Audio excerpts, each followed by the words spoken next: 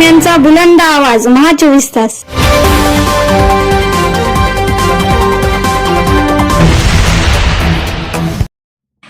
OBC आंदोलक व नेते प्राचार्य लक्ष्मण हाके यांनी केली अशोक चव्हाण यांच्यावर टीका.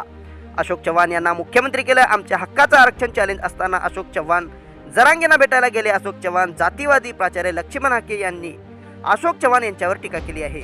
अशोक चव्हाण 4 वेळा जरांगे यांना भेटायला गेलेत. ओबीसी बद्दल चव्हाण अद्याप काहीच बोलत नाहीत. आमचं लाख मुलाचं मतदान त्यांना दिलंय, त्यांना मुख्यमंत्री केलं. आमचा हक्काचं आरक्षण चॅलेंज असताना अशोकराव चव्हाण जरांगेंना भेटायला गेले. प्राचार्य लक्ष्मण हाके यांनी अशोकराव चव्हाण यांच्यावर टीका केली. त्या नांदेड जिल्ह्यातील 4 ते 5 लोक जिकडे सत्ता आली तिकडे जातात.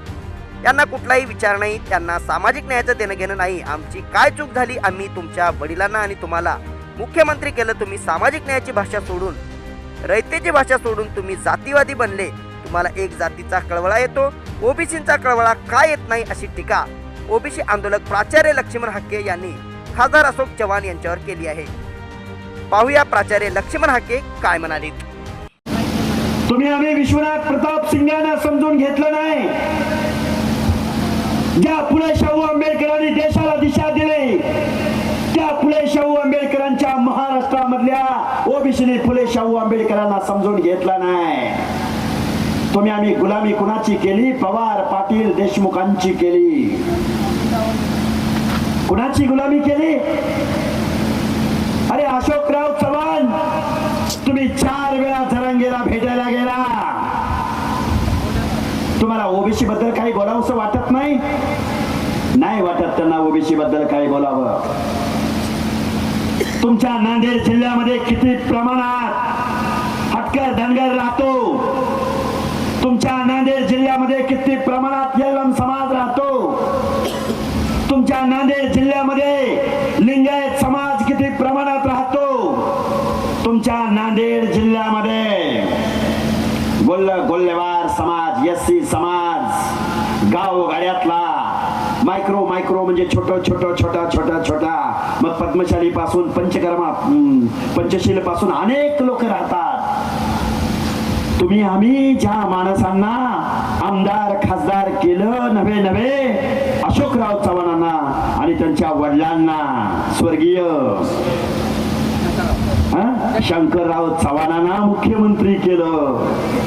आमचं लाख मुलाचं मतदान तुम्हाला दिलं.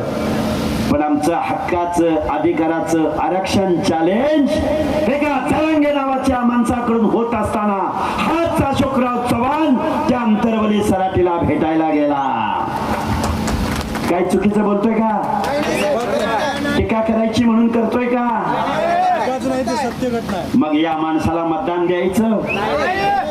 अरे हे 4-5 लोक भाजपची सत्ता आली की भाजपकडे जातात आणि काँग्रेसची सत्ता आली की काँग्रेसकडे जातात. यांना आचार आहे, यांना विचार आहे, यांना सामाजिक न्यायाचं पडलंय, यांना ओबीसींचं पडलंय, यांना भटक्या विमुक्त जाती जमातींचं पडलंय का? अरे माझ्या नांदेड जिल्ह्यामधल्या माझ्या मुस्लिम बांधवांचं पडलंय का? अशोकराव काय चूक केली हो आमच्या 18 पगड जातीच्या लोकांनी? तुमच्या वडिलांना मुख्यमंत्री, तुम्हाला मुख्यमंत्री, आणि तुम्ही मात्र सामाजिक न्यायाची भाषा सोडून 18 पगड जातीची छत्रपती शिवरायांच्या रयतेची भाषा सोडून तुम्ही जातीयवादी बनलात. एका जातीचा तुम्हाला कळवळा येतो, पण गावगाड्यातल्या बलुत्याचा आलुत्याचा कळवळा तुम्हाला येत नाही.